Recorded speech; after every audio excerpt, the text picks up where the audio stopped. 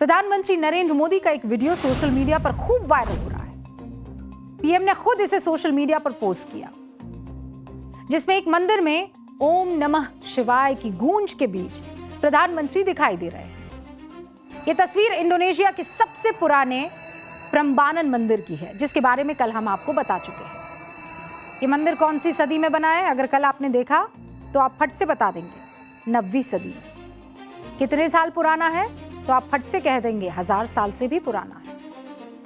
भारत से बाहर दूसरा बड़ा सबसे पुराना मंदिर है ये।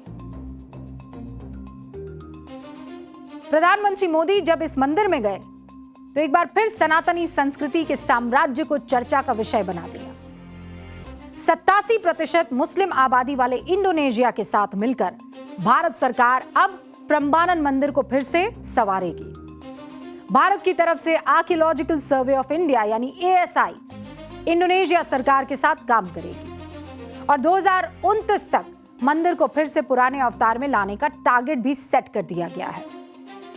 प्रधानमंत्री मोदी ने समझौते का ऐलान करते हुए यह भी वादा किया है कि वो मंदिर के पुनर्निर्माण के बाद खुद उत्सव में शामिल होने आएंगे। सुनिए पीएम का बयान। मुझे पूरा विश्वास है, मेरे मित्र राष्ट्रपति जी जिस प्रकार से किसी काम को हाथ में लेते हैं तो एक फौजी के नाते बहुत वेल प्लान करते हैं और समय से पहले पक्का पूरा करेंगे। और आज उन्होंने मुझसे प्रॉमिस लिया है कि 29 के पहले इस काम को हम कर लेंगे और आपको दोबारा आना है। मैं आपको वादा करता हूं कि मैं इसके पुनर्निर्माण के बाद जरूर यहां आऊंगा और आपके साथ इस उत्सव को मनाऊंगा। मंदिर के सामने खड़े होकर पीएम ये वादा कर रहे थे।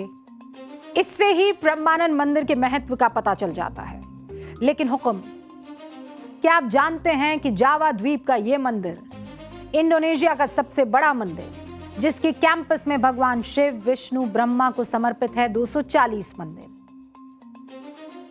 लेकिन 11वीं सदी में जब इंडोनेशिया में सत्ता परिवर्तन हुआ तो मंदिर की स्थिति बिगड़ने लगी। रही सही कसर प्राकृतिक आपदाओं ने पूरी की। मंदिर तक लोगों का आना जाना बंद हो गया। 17वीं सदी में मंदिर को फिर से खोजा गया। 1918 से यूनेस्को मंदिर को फिर से ठीक करने के काम में लग गया। लेकिन अब भारत सरकार इंडोनेशिया का सहयोग करेगी। जब यह सब हो रहा है तो आप लोगों के लिए एक सवाल भी है। सच बताइए, आप में से कितने लोग जानते थे कि इंडोनेशिया के जावा द्वीप पर ब्रह्मा, विष्णु और महेश का एक इतना बड़ा मंदिर है? कितने लोग जानते थे? आप जानते थे? आप जानते थे? आपको पता था? नहीं। और जो कैमरा के उस पार, स्क्रीन के उस पार तमाम मेरे प्यारे दर्शक बैठे हैं, क्या आपको पता था? जो भारत सनातन संस्कृति का केंद्र है, उस भारत का एक प्रधानमंत्री आज सनातन की ऐसी ही विलुप्त पहचानों को ग्लोबल पटल पर ला रहा है। ये मुझे बताइए, सच है कि झूठ? उसे फिर से सजा रहा है, संवार रहा है। ये कोई पहला मामला नहीं है। आज आपके सामने एक लिस्ट रखती हूं और आपको ये लिस्ट देखकर सुनकर अच्छा लगेगा। रमना काली मंदिर, ये मंदिर कहां है पता है? बांग्लादेश की राजधानी ढाका में। 1971 में पाकिस्तानी सेना ने इस मंदिर को तोड़ दिया था। प्रधानमंत्री मोदी ने 2021 में बांग्लादेश सरकार के साथ मिलकर रमना काली मंदिर को फिर से तैयार करने का समझौता किया। बांग्लादेश में ही 300 साल पुराना जॉय काली माता मंदिर के लिए भारत सरकार ने बांग्लादेश सरकार के साथ समझौता किया। कंबोडिया में अंगकोर वाट मंदिर की खबर भी आपको गौरव से भर देगी। दुनिया के सबसे बड़े मंदिर परिसर को फिर से तैयार करने के लिए भारत सरकार ने 2022 में समझौता किया। भगवान विष्णु का यह मंदिर 12वीं सदी में बना। मोदी राज में Vietnam, Myanmar, Nepal, Laos, Bahrain, Sri Lanka जैसे कई देशों में भारत ने 45 ऐतिहासिक हिंदू मंदिरों और सांस्कृतिक धरोहरों को फिर से तैयार करने के लिए समझौते किए। अब आप कहेंगे, मैडम प्रधानमंत्री मोदी तो उन देशों में मंदिरों को फिर से संवार रहे हैं जहां बहुसंख्यक आबादी हिंदू नहीं है, फिर वहां पूजा कौन करेगा? अच्छा सवाल है। हुक्म। ये मंदिर जिनका फिर से निर्माण किया जा रहा है वो उस देश के अल्पसंख्यक आबादी के आस्था के केंद्र के साथ साथ पर्यटन का केंद्र भी बन रहा है। ये भारत से जो 4 लाख से ज्यादा लोग हर साल इंडोनेशिया घूमने जाते हैं उनके लिए गर्व का केंद्र बनेगा। इंडोनेशिया में 1.5 करोड़ विदेशी लोग घूमने आते हैं हर साल। जब विदेशी लोग इंडोनेशिया घूमने जाएंगे, प्रम्बानन मंदिर देखेंगे, तो सनातन संस्कृति के विशाल विरासत के बारे में पता चलेगा ना। हमारे देश के लिए मंदिर सॉफ्ट पावर का हिस्सा है। मंदिरों के निर्माण में जब भारत जुड़ता है तो उन देशों को मदद मिलती है, केवल धार्मिक नहीं, आर्थिक मदद। मंदिरों में लोग आते हैं तो रोजगार बढ़ता है और भारत के साथ उन देशों के रिश्ते बेहतर होते हैं जिनसे हम सांस्कृतिक रूप से जुड़ना चाहते हैं। और मंदिर का निर्माण भारत की संस्कृति में कैसे याद किया जाता है आपको पता है, और नहीं तो आप में से कितनों ने अहिल्याबाई होलकर का नाम सुना है? आप लोग कहेंगे ना, अहिल्याबाई होलकर का नाम तो भारत के कई मंदिरों में लिखा देखा है हमने। उन्होंने कई बड़े मंदिरों को बनाया था। अहिल्याबाई होलकर ने उस काशी विश्वनाथ को फिर से बनाया जिसे औरंगजेब के आदेश पर ध्वस्त किया गया। सोमनाथ मंदिर का पुनर्निर्माण कराया जिसको मोहम्मद गजनवी ने ध्वस्त कर दिया।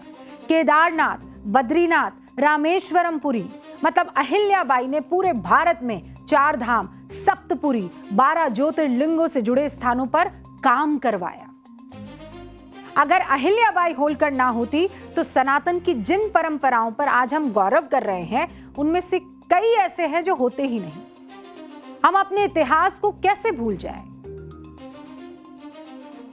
और एक कहावत है, जो समाज अपनी संस्कृति और इतिहास को भूल जाता है उसका अस्तित्व समाप्त हो जाता है। और इसीलिए प्रधानमंत्री मोदी ने विरासत भी विकास भी का ध्येय दोनों साथ में अपनाया है। क्या है? विरासत भी, विकास भी। और ये सिर्फ नारा भर नहीं है। मोदी सरकार ने विदेश से लेकर अपने देश तक विरासत, परंपरा से जुड़े हर स्थान को विकास से जोड़ दिया है। और आंकड़ों के जरिए मैं आपको बताती हूं इससे फायदा क्या।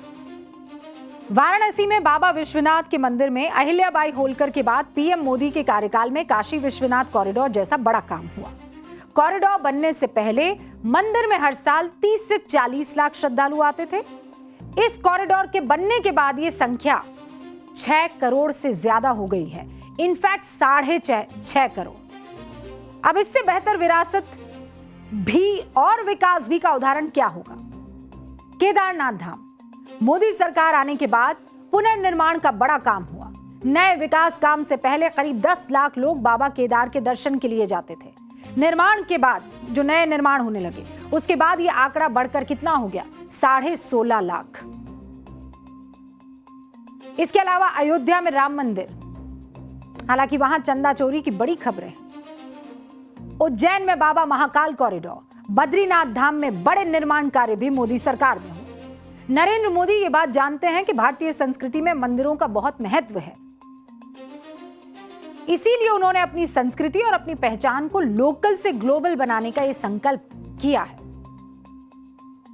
अलग अलग देशों में आप देख लीजिए किस तरीके से प्रधानमंत्री नरेंद्र मोदी ने एक एक करके मंदिरों की पहचान।